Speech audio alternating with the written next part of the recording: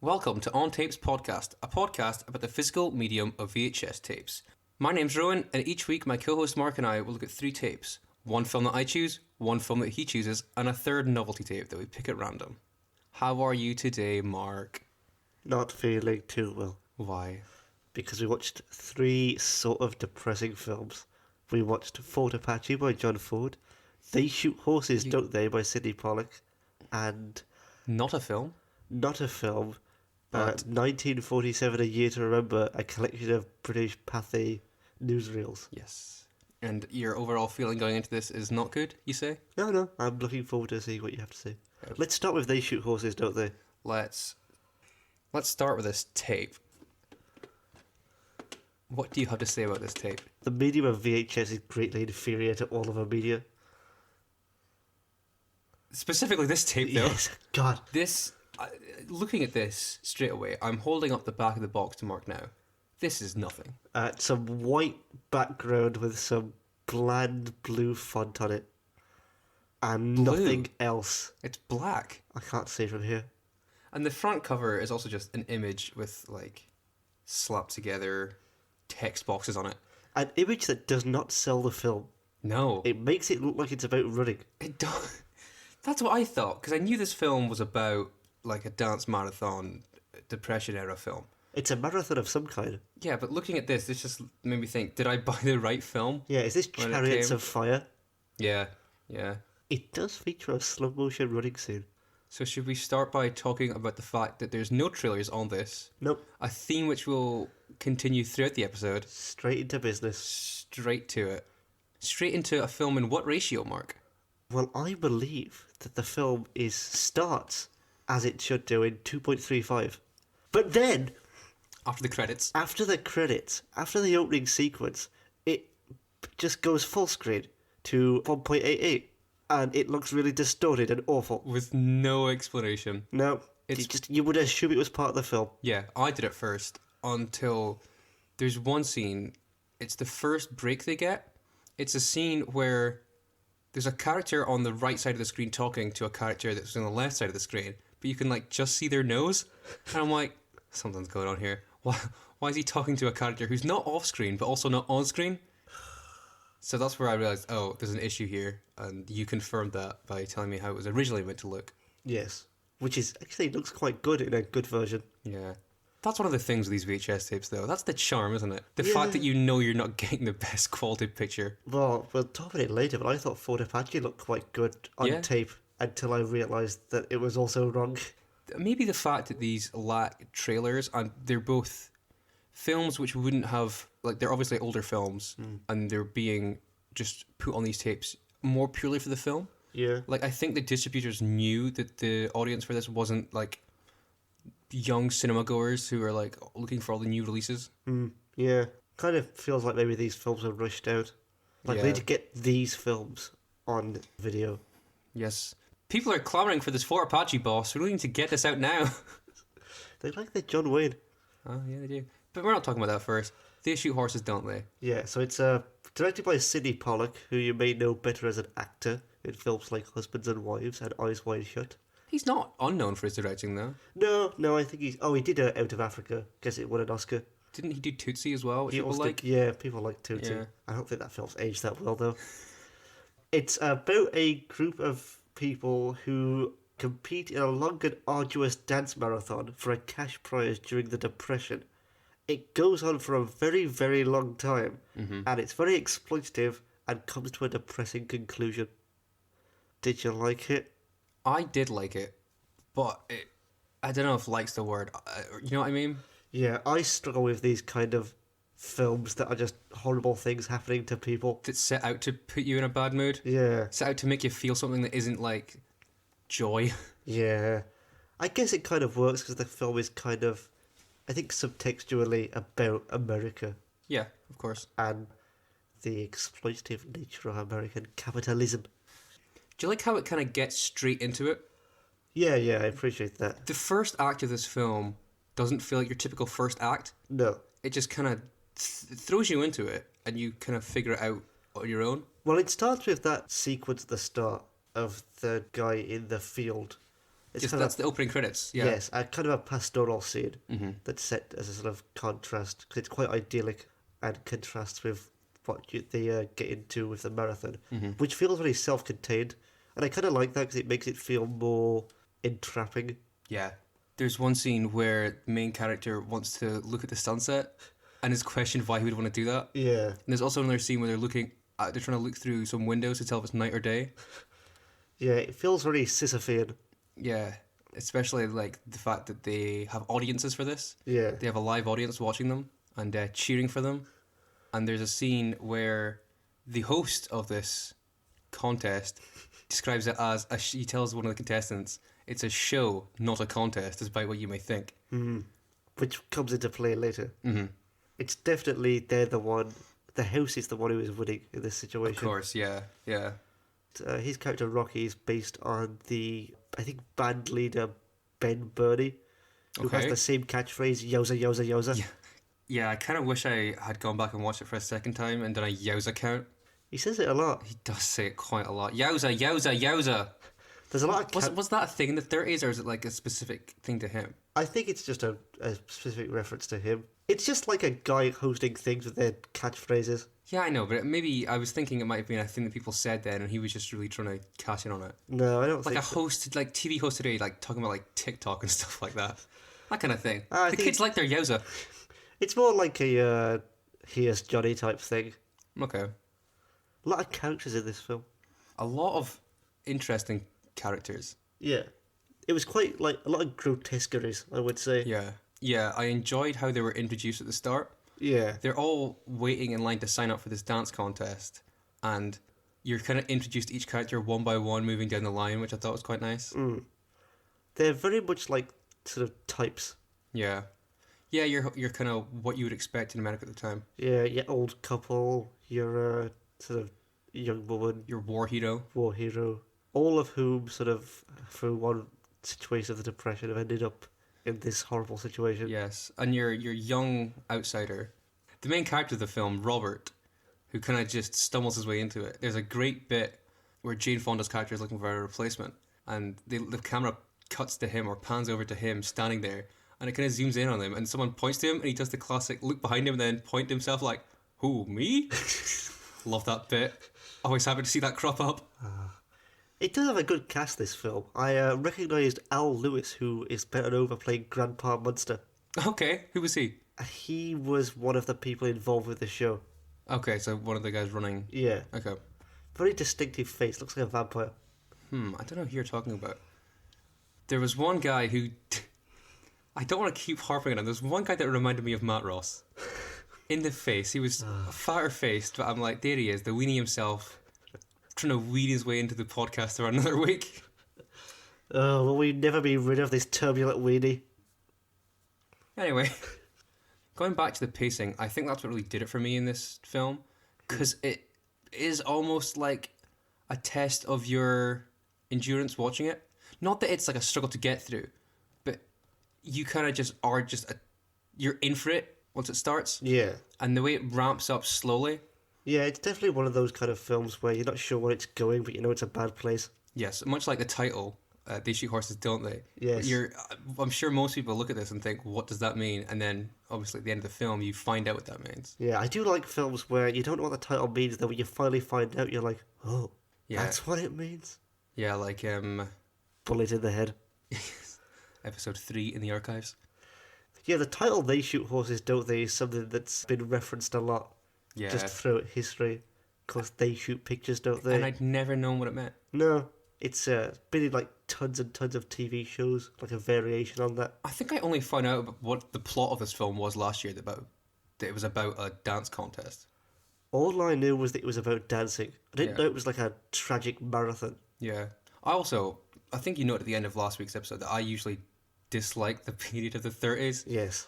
I don't like a lot of how things looked in general. Just in terms of costuming, the kind of clothes people wore. Usually films set in that period, I just don't like the costumes. And the landscapes, it's very drab, I would say. Yeah, quite. And obviously that reflects the economic status of America at that time. But I don't know, as a film aesthetic, I don't really Kind of that go for it. sort of wood paneling and muddy grey, Kind of. I'm more thinking like characters' suits are often like a kind of tweedy. tweedy kind of greens and the khaki colours. Yeah, depressing time. That depression. What was your favourite scene in the film? I enjoyed the derby sections, probably the best, because that's where it really just goes full insane. Yeah, There's two in the film. The first one is when I was like, okay, this is a good film.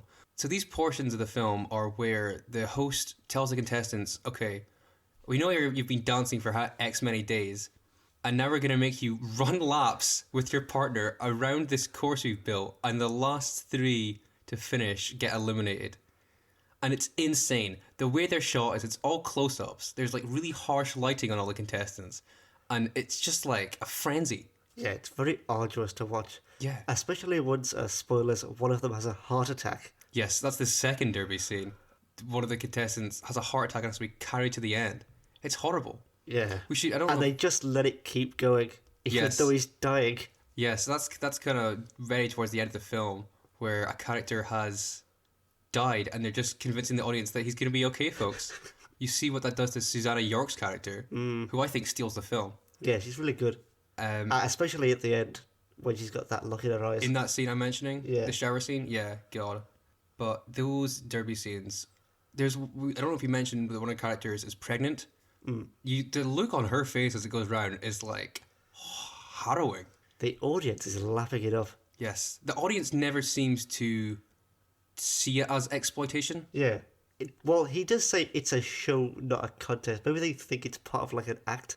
I mean, Do you think? I guess. I think they just don't care and it's put in front of them for enjoyment, so that's what they take it as. Well, yeah, that's the thing as well. I guess they kind of, the lines become blurred for them, and they kind of sort of suppress the idea that it might be something bad happening, True. because they're like, well, they wouldn't do something bad. There's a lot of scenes, again, going back to Derby scenes, there's a lot of instances where just the audio in that scene, there's obviously music playing throughout this whole thing, it's a dance contest, but the music is often drowned out by the screams of the contestants Yeah. and the applause of the audience. Yeah, Kind of showing that dynamic going on. It's like they're literally dying for this as the audience is just like erupting in cheers. yeah, it's your classic kind of grotesque carnivalesque kind of yeah. scene, For your enjoyment. and indeed for our enjoyment. Yes. Do you want to specifically talk about the ending, or do you want to leave it be? We can talk about it. Okay. We're about to talk about the ending. What did you make of it? Depressing. It really is. That was the scene that I think made the film for me. Yeah. As I said, it's like a marathon. Like, it's all building literally to the last minute or so, or maybe 2 minutes of the film. Yeah. You kind of get hints at it throughout through these like strange flash forwards, but you don't necessarily know what's going on until like you don't think it's going to go where it goes to. Basically, once they're out of the contest, Jane Fonda's character asks to be shot because she can't see herself continuing in this world. Yeah, and Robert is sort of ambivalent about doing it at first. Yes. Eventually, After considering what they've been through, Yeah. it's definitely over 40 days. They talk about being 40 days at one point, so it's 40 plus days. yeah, she can't do it herself, so she asks him to do it. Mm-hmm. And he just does it, and there's not really any fanfare to it. It just plays out as true to life as I can imagine it would be. Yeah, then the police arrest him, and they ask why he did it, and he says, well, they shoot horses, don't they? Yeah. God, it really takes everything from you in this film. Yeah. Just to clarify, the implication there, I guess, is that they're like racehorses Yes. who have fallen and now are going to be killed. Yes, who also give everything for audiences, I suppose. Yeah. That, I think, could be problematic because it could feel like a cathartic ending that releases the tension, but the way it's played out in that really clean fashion, and then the fact that after that's done, we don't see the end of the contest. Yeah. The final scene is just the last few people on the dance floor still going, like It's over 40 because they make a note that it was 1,000 hours, which is like 40 odd days. yeah. That's the credits just play over these last few stragglers dancing exhaustively Yeah. with what we now know to be the knowledge that they probably won't make any money off of That's this. what I was just about to say. Yes, and because they mentioned that of the $1,500 that they're going to be given, the winners have to pay for their own expenses that they have built up over this contest for food and utilities, I assume. Yeah, it's a final tragic scene of dramatic irony. Yeah, don't watch this unless you're prepared to be crushed. Not fun stuff. Not fun stuff. But good thing we got John Ford's Fort Apache to pick us up. Yes, John Ford's Fort Apache starring John Wayne and Henry Fonda. Father of... Jane Fonda. From They Shoot Horses, Don't They? Yes, indeed. Oh, I have some talk about that. Do you? Okay, well, I'll let you take it away describing this film for us. So, Henry Fonda plays Lieutenant Colonel Owen Thursday, an arrogant officer who has been dispatched to the distant Fort Apache. Unusual role for Fonda, who usually plays your virtuous hero types, like in Young Mr. Lincoln or Grapes of Wrath. Thursday has been summoned to Fort Apache and he's brought his daughter Philadelphia along. He's quite a prig. He is very unmoving in his view of army rules and has contempt for the Native Americans, despite his lack of knowledge about them, which leads him into conflict with Cochise, the leader of the Apache, and with his own men, who know a lot more about the situation than he does, but who he refuses to listen to because he's a bit of an arse. I would love to talk about the box here, but there's so little to it. Yeah, well, it's part of a compilation of the John Ford's Cavalry trilogy. This is the first film in the Cavalry trilogy. 3 films he made about the US Cavalry. It's in sepia. The film isn't. No, well, it's a Western-style colour scheme. Yeah. Sandy. Sandy. Anyway, so we should talk about why we're watching this film. Because Mark over here developed somewhat of an obsession, I think you could call it. Right? I suppose so. An obsession with the films of John Ford. And he's been on a quest ever since a few months ago. Well, they call John Ford, some people, the greatest filmmaker of all time. I hadn't had that experience with him for a great portion of my viewing of his films. I was worried about that. I wanted to know if there was more to John Ford. Worried that there was something wrong with you? Yeah. What wasn't I getting about Ford? I guess his sort of shtick doesn't really mesh with me that well. I'm not that into sort of, these kind of grand sort of themes and things that he tackles. He's kind of trying to make the great American novel on film. But over the course of the past few months, I think he and I have reached an understanding. I do think The Searchers is a masterpiece. Good. After hating it the first time. Good. John Ford, good filmmaker. Myself, on the other hand, I hadn't watched any John Ford films until Mark started on this quest, and I told him that I had Agreements by Valley on DVD, and he bothered me for a few weeks to watch it with him, and I did. I thought that film was fine. It became a running joke between us. It really did. You really wanted to watch that film. But that was all the Ford I had seen going into this film. Things I took from Agreements by Valley was I was really into the staging Yes. of a lot of his shots. It's the same with this film, I would say. That a lot of the staging in this film is so typical of classical Hollywood. Yeah. Just how it's all frames in this film. I hate to be like every scene is like a... Every frame a painting. You know what I mean though? Like it's all staged so purposely. Yes. He's a master of the classical style. There's a bit that I noted that you like to talk about Ford doing this frame within a frame as well. Yeah. There's one shot... As in the iconic scene at the end of The Searchers. Yes. There's one shot, it's fairly early on, where it is O'Rourke looking up a staircase at Philadelphia, and like she's framed by like, if you were like looking up to someone above you on the stairs. Yeah. It's hard to describe. Yeah, well, it's very kind of romantic image, and I think... Do you know this shot I'm talking about? Yeah. Yeah. Maybe that's something that sort of put me off Ford as well, is his sincerity.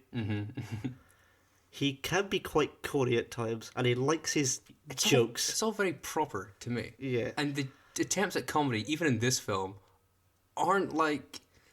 They don't hit you over the head with the comedy. It's kind of like you would give it a bit of a chuckle. I mean, there's a scene in this film where I think something serious happens. And then Thursday, in an effort to bring him down to the science, literally falls into a chair. Yeah. I was thinking of the comedic scene where they're trying to get rid of the, what was it they're drinking? I don't know. Do you know that scene? When Yeah. it's like, oh, we have to get rid of it. Oh, and they all take a drink. Yeah. Yeah. Good stuff. Ford likes his comedy. The And it's other- very broad comedy at that.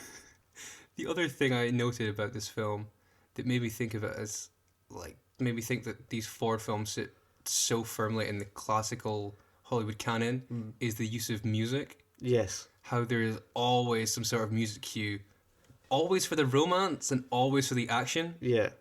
He just nails these music cues. But I often find that once you start to cotton on to a lot of what Ford's doing, it can come across as slightly more ironic than on first glance, which I'll Okay. get to with regards to the ending. Okay. I'd like to say before this, you didn't think I'd like this film. No. I thought it was great. Good. And I'm worried that now Mark's given me the Ford bug. The Ford fit. I may watch. I may end up watching 8 more Ford films before the next episode if Mark's experience is anything to go by. Yeah, please do.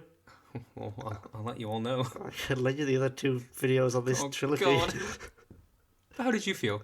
I also really liked it, and I thought there was a lot going on in it. What did you think, by the way, of Henry Fonda and/or John Wayne? Because John Wayne plays Captain Kirby York, who is sort of at odds with Fonda's character for much of the film. That's kind of his role, is to take the opposite stance. Yeah, They're not opposite stance in that they're like completely opposed because they're on the same side, obviously. yeah, On the same side, in Yeah. quotes. unusually John Wayne playing the anti-racist character in this one, despite what we know about him Yup. and what the roles he usually plays. Yeah. And Henry Fonda is the racist. Yeah. You can tell because he's a mustache. He's an evil villain mustache. Yes, although I think that apparently, despite Henry Fonda being a nice, wholesome character on screen, according to his children, Peter and Jane Fonda, he was Shout out. he was a bit of an arsehole in real life. Yeah. I mean, you can never. I don't want to paint everyone with the same brush, but I feel like all these classical Hollywood actors, Yeah. there's always something that comes up about them. Joan Crawford, I think Jimmy Stewart wasn't very nice to his kids. I know John Wayne's son has said that one time his father said well done, and that was the big moment in his life. Jesus. Well, so John Wayne's role in the film is kind of, he's the person who's already there. Him and Ward Bond's character, Major O'Rourke, are the, The O'Rourke father. yeah, 2 characters named O'Rourke. yeah, who are Irish, of course. Irish, John Ford's Irish heritage, a big part of his filmmaking. He loves to reference Ireland and a sort of folksy depiction of Irish people sometimes. I have a side note here. The first note I took for this film is just the words, "Why is this woman a Ouija?" Yeah, he doesn't really know much about accents. Yeah, anyway, carry on. I mean, all the people in Who Green Was My Valley sound Irish, despite being Welsh. How familiar were American audiences with these accents at the time, then? I imagine. Like, I'm sure they'll pass. Which has kind of ruined it today. They just, no offense to any Americans, but I feel like they just think a lot of UK accents that aren't from London all just sound the same. Well, yeah. And I think a lot of Irish Americans love John Ford and his depiction of Ireland in films like The Quiet Man. Because they can relate Yeah. to this weird bastardization of their culture. I've heard stories about Irish Americans going to Ireland and being confused that it's not all green fields and Maureen O'Hara throwing pots and pans around. Yeah. But that's kind of the point of the film is, as with all John Ford's films, it's kind of, communities and individuals. Yeah. And I think Thursday's problem is that he feels above the community. Yes, definitely. Yeah, there's the early scene where a group are dancing because it's Washington's birthday. Again, another signifier of American history, as all Ford's films are. Thursday shows up and it's immediately tense and awkward. Not for Philadelphia, though, who is accepted straight away as part of the group. She dances with York. Yeah. Her father clearly finds this incredibly uncomfortable, Yes. and he sort of stands there and then leaves and lets her get along with it. And he never... The rest of the cast, even though it's like a military operation, I suppose, Yeah. they all seem to have a clear separation between their work and kind of play, Yeah. whereas he definitely doesn't. Yeah, I think he wants to keep it as all business. That's proper, yeah. Yeah, so he doesn't sort of get involved. Mm-hmm. Because he clearly has emotional problems relating to people. Could when, say that. When his daughter's talking to him at the start, he's just not having any of it. Philadelphia, played by Shirley Temple Yes. in one of her last roles. Yeah, she would retire 2 years later at the age of 23. Yeah, I think she plays the role well. Very attractive, Yes. that Shirley Temple. Philadelphia Thursday, her character. Named after her mother. Not the city, which she's never been to. Another weird comedy bit. I like that bit. Yeah. It's part of the charm, the sort of rough edges. Yeah, it's a weird understanding of humor. Yeah. I mean, Thursday himself is not against the quips, but usually very bitter ones. Well, I mean, there's that scene early on, speaking of the Irish connection, where Thursday is like, this town seems to be full of O'Rourkes. And he never gets his name right. He keeps forgetting the name. He calls him, like... It's O'Brien at one point, and then it's something that's like Murphy at another point. Yeah. Speaking of the O'Rourkes, what did you think of Ward Bond's character and his son? They seem to be kind of emblematic of... well, they're the kind of... More than York, even more so. They're the emblems of the community. Okay, yeah. I can see that. Which is why it's so significant that at the end, Philadelphia marries young O'Rourke. Yeah, their kind of romance is the subplot going throughout the rest of the film. And it's not like... A lot of it is sort of made clear initially just through gestures. And that great shot of her looking at him in the mirror. Yeah. I really like that. Yeah. Her father, Owen Thursday, not happy about that at all. No. Thinks that his daughter is too good for this young Irish fellow. Incidentally, I did want to talk about Ward Bond briefly. Okay. Because I've seen him in lots and lots of John Ford films, which he's in, but I didn't realise just how prolific a character actor he is. Okay. He was in over 200 films. Jesus. You may know him as that guy from It's a Wonderful Life, Johnny Guitar, The Searchers, Gone with the Wind, The Maltese Falcon, Rio Bravo, Bringing Up Baby, Happened One Night, On Dangerous Ground, Son of Frankenstein, You Only Live Once, The Mortal Storm, Canyon Passage, The Grapes of Wrath, Union Pacific, or in his only major starring role, NBC's Wagon Train. Great. God, he's in so many classics. Yeah, and I didn't realise he was in, like, all of this stuff. When he died, he left John Wayne the shotgun that Wayne once accidentally shot him with. Nice gift. It's one of those manly things, you know, old-time men. Remember when you shot me? Here's my shotgun. Shoot my corpse with it. No. In case I come back as a zombie. That'll be the day.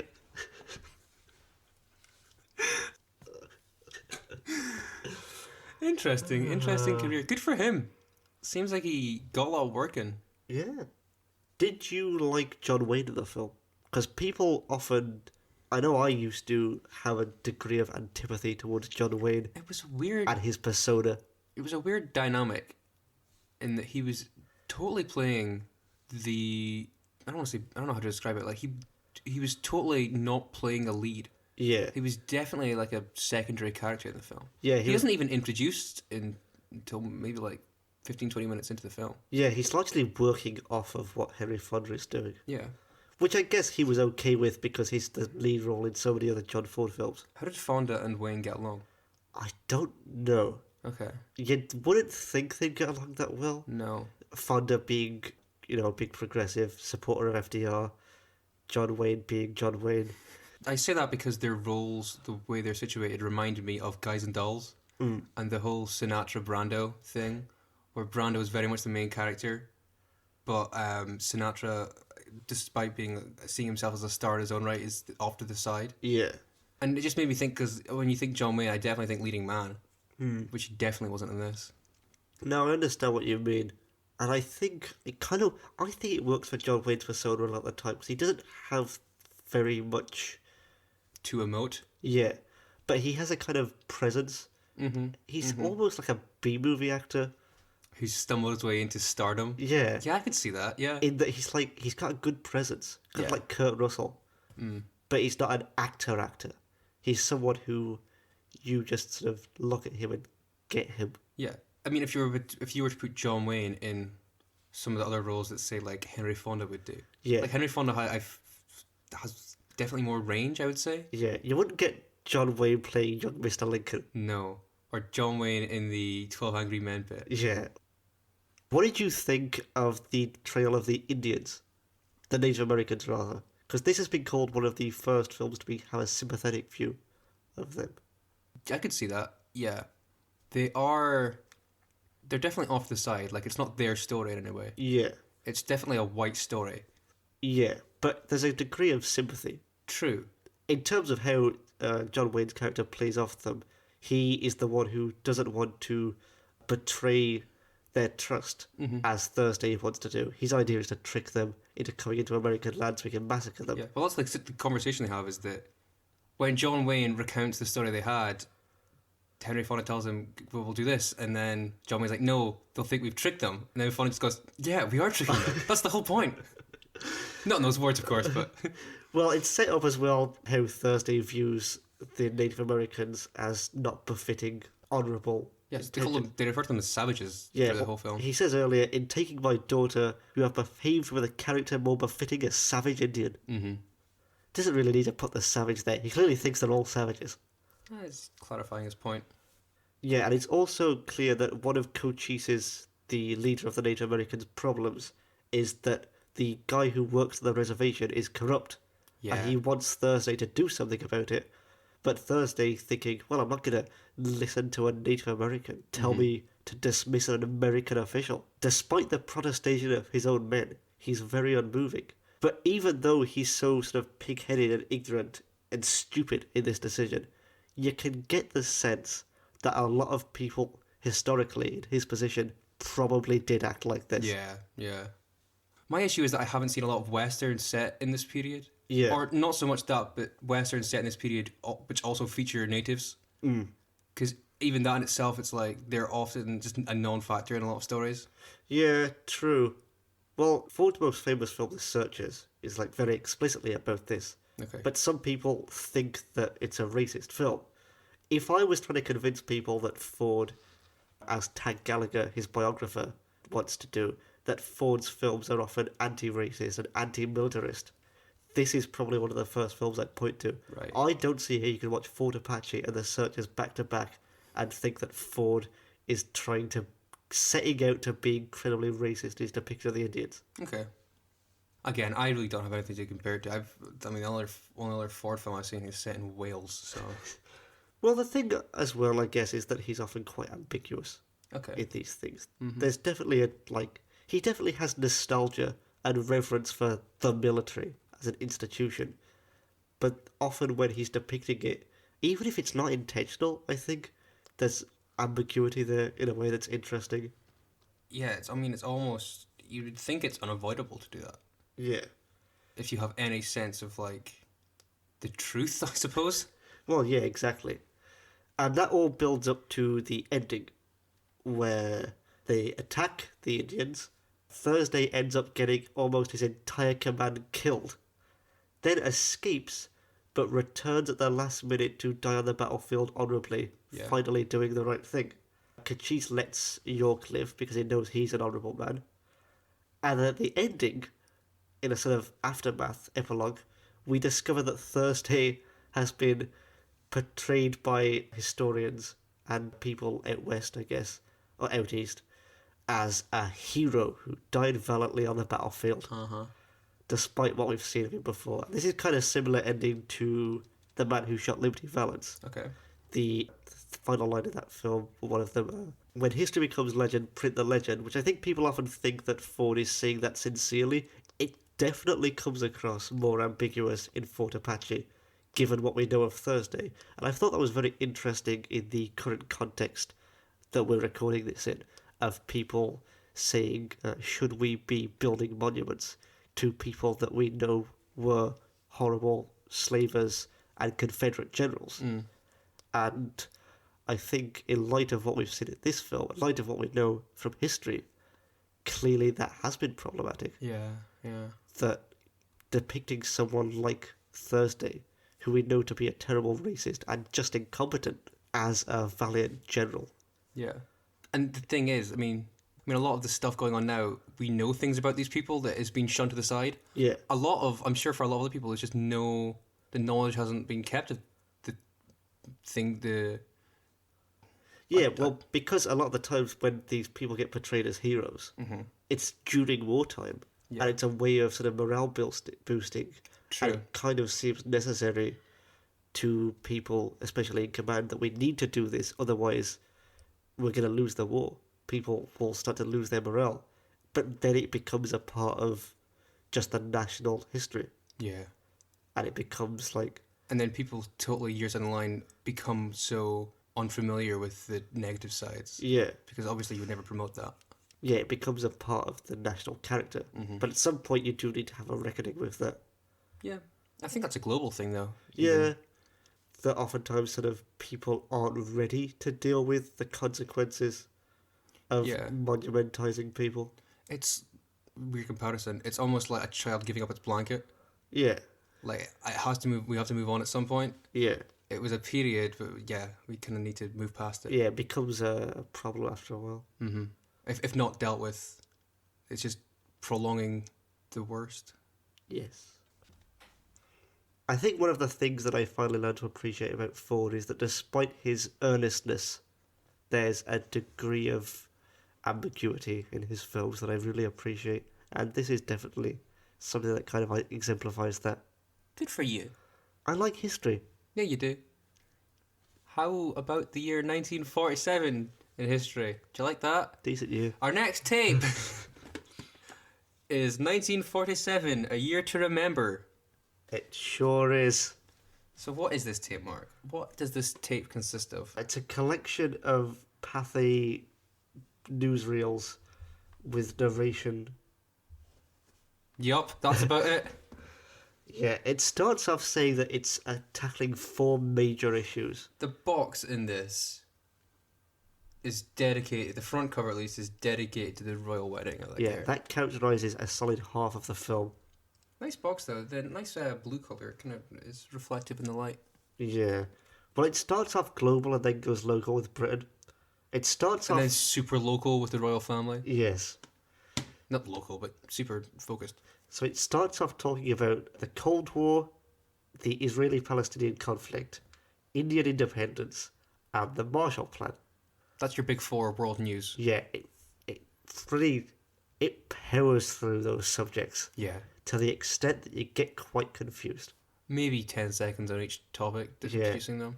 But then it goes into, it breaks everything down by months Yeah. in the year. It does, so it will do January to December for world news, and then it does the same for like British news. Yeah. That's the second section. And you'll get like 2 sentences on each one. Yeah. It starts off in January and immediately announces the Republicans take control of the Senate and the House in their inauguration. Then on to February, Al Capone dead. Yep. Rip. Yeah. Then apparently some guy discovered some videos of Hitler and Eva Braun knocking Yeah. about their house. Yeah. We get to look at Hitler and Eva Braun with a dog for a bit. Then we get on to Israel. Yeah. Slow start Yeah. to 47. And there's some bits about how I think it's the truck bombing in Haifa on a British police station by the Gun and the Stern gang. It says the phrase, Britain's advice has been disregarded on this matter. Doesn't mention any of the other context surrounding it. You don't know that Britain and Israel were on the brink of war at this point. You don't know that Britain was ignoring the appeals of the Arabs to help out with the bombings because Britain was trying to play both sides, kind of. You don't get any sense of the anti-British sentiments with either the Israelis or the Arabs. To interrupt, I think all this footage was stuff that they had and then talked over at the end of the year. Yeah. I don't think it's month by month. I think it's just footage they had with one big long recording at the end of this person talking about the year as a whole. Yeah. It's not like a collection of different ones. It's just like footage with one guy talking over it, is what I'm trying to say. Yeah. Well, the most interesting aspect about it to me was the fact that it was really trying to come at it from the British angle. On the global stage, a lot of it was about the fact that Britain was really in decline. So Harry Truman gives a speech at one point where he basically says Britain is done. Then you hear about the Marshall Plan, how it's going to bail out Europe because the economies have been screwed up by the war. There's a scene where Australia gives the UK $20 million Yes. or pounds. There's the bit about how India is going independent and the king has had to go there to do something. It's all happens really fast. I don't remember a lot of this. But at least Churchill got an award from France. Yeah, that was nice for him. Churchill looking like W.C. Fields there. It was the Korean Independence Day. You've got Juan Perón and Eva Perón going to Italy. You've got Charles de Gaulle making a big comeback and becoming the president of France again. A bit about the US elections and how General MacArthur might run and Thomas Dewey is the Republican candidate. Then they start talking about General Montgomery going to America or something. No, Russia is going to. Yes. Yeah, they call Stalin Generalissimo Stalin. His tin plane. Yeah. They like calling Montgomery Monty. Monty. Yeah, my Old friend. Monty. There's another few bits where they start talking about Britain for a while. Apparently Clement Attlee nationalises the real and coal industries Yeah. to supply the welfare state. It snows. Yeah, the news story that there was a snowstorm, I guess. Yeah, It's a lot of just nothing news. there's a bit where there's a car being built and they refer to it as a triumph of British engineering. Oh, was this the car park bit? Yeah. Did the car park on conveyor belts? That was Yeah. a thing. Industrial Britain. Yeah, then they start, just talking about industrial Britain and how there was a big problem with industry. As we move into the summer, though, we get some great news footage here. Firstly, there's a section about the legal age that a child can leave school is up to 15. Yeah, from 14. From 14. And the news piece about this is brilliant. Yeah, I assume the Minister for Education. Yeah. Don't know who that is. Some old guy. But they go to a school and he's addressing these kids and these kids are given responses to say and it's the most awful, deer in the headlights acting I've ever seen. Yeah. Let's recreate it now. So, he's got an... Who am I? Well, he's from the Labour government, so he has a regional accent, of course. So, who am I? You're the kid. Well, okay. We'll do some improv. Go on, Mark. What do you want to learn? I think... That's so No, fake. You be the regional accent minister. So, what do you think of this idea, Sonny? I want to learn tennis. And you? I want to do drawing. How about you, son? I want to be a car engineer. I was hoping to leave school early and get an internship there. Ah, but another year at school will give you more experience. Yes, sir. It won't. There's no... Why would staying at school another year give you more experience than going and actually doing the job for a year? You say that, Rowan. I think you'll find the kids are on board with this situation. Oh, yes, the headline clearly says, all the kids. Children tell minister, okay with us. I do like this I'm glad the representative for the kids gave that statement. I do like this government guy, though. He's really emblematic of, your New Labour, pre-spin politics politician, when politicians had no charisma and were just guys talking incredibly formally. Yes. In a sort of clipped accent and really, how are you enjoying this situation? After this section, we get a section about a heat wave. Yes. And that is also bizarre. The footage they show for that. It's just like people hanging out in pools. Yeah. And enjoying the sun. I don't know. You would get stuff like that on BBC But I'm News saying, I don't know nowadays. when this ended, but it's all shot like a film. Yeah.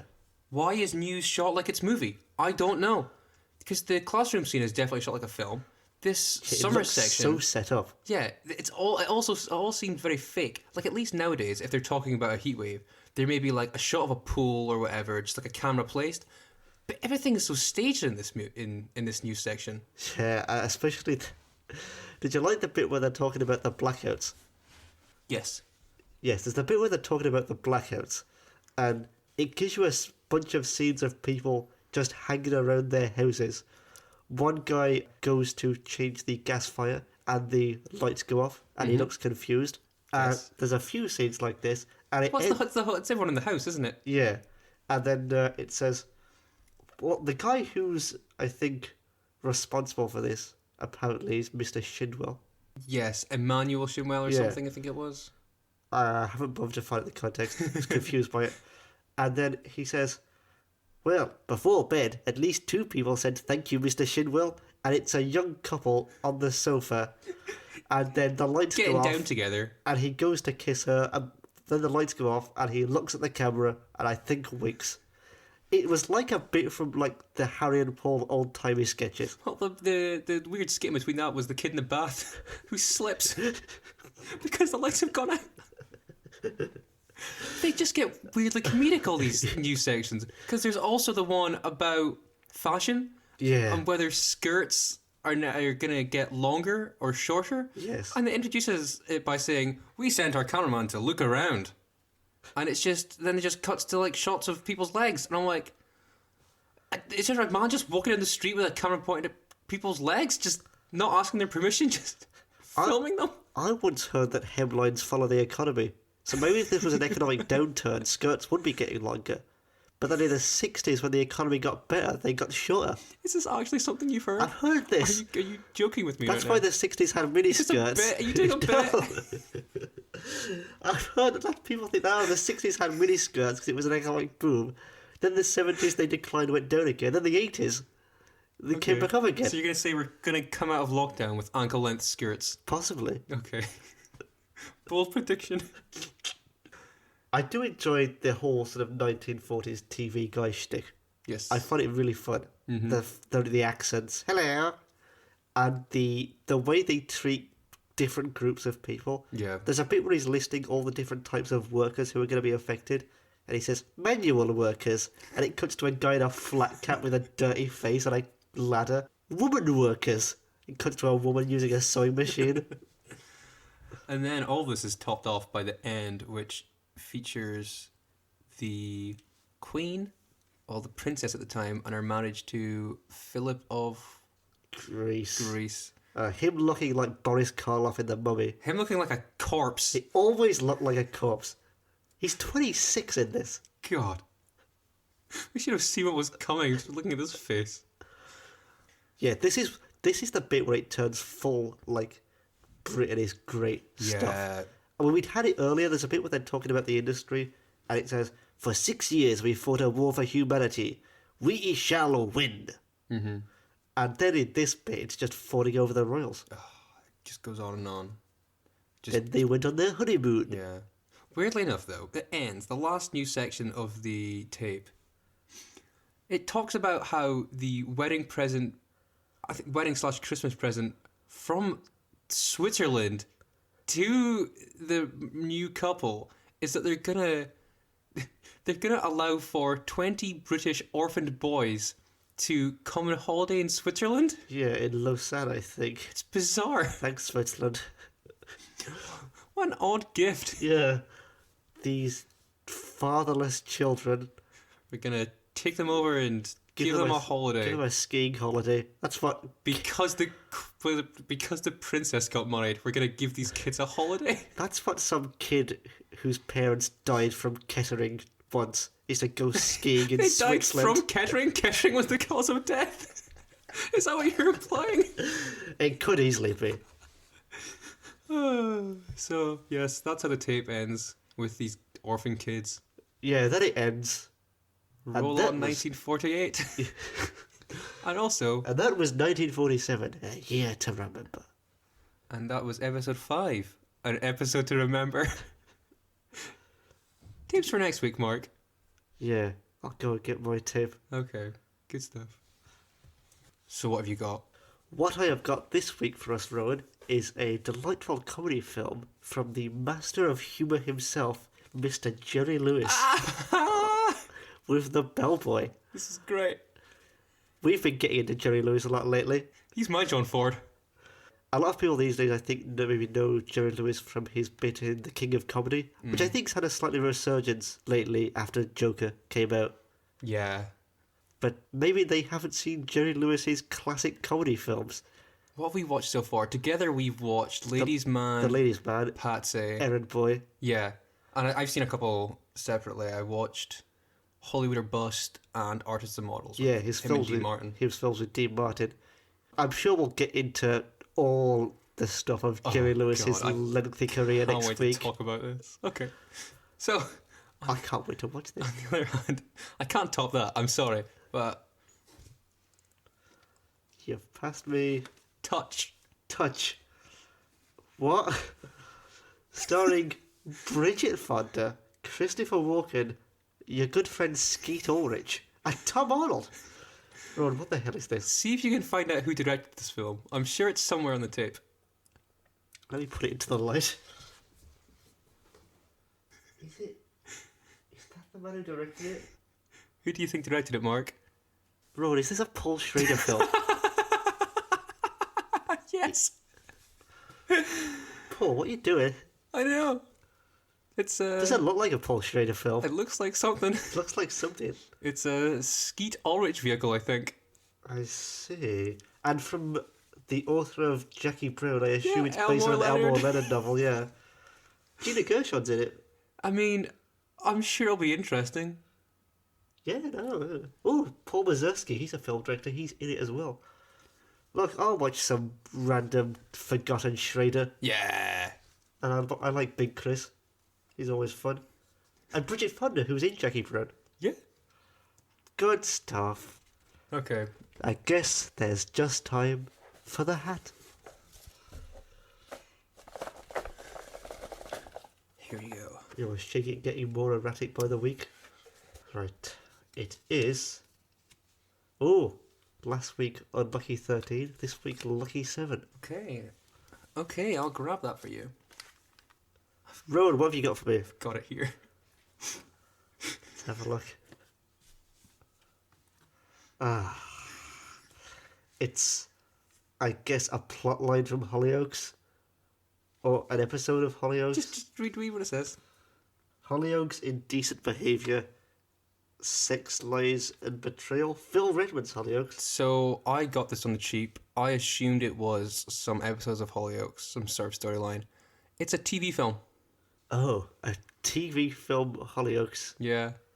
And I put it in the novelty pile because initially I thought that's what it was. And I thought, 91 minutes. I'm never going to pick this as my film for the week. So I guess I'll just stick it in with this lot. So next week we have 3 films. Yep. Good stuff. I've never watched Hollyoaks. I always turned off after it came on after The Simpsons. I'm more versed in the kind of late 2000s Hollyoaks.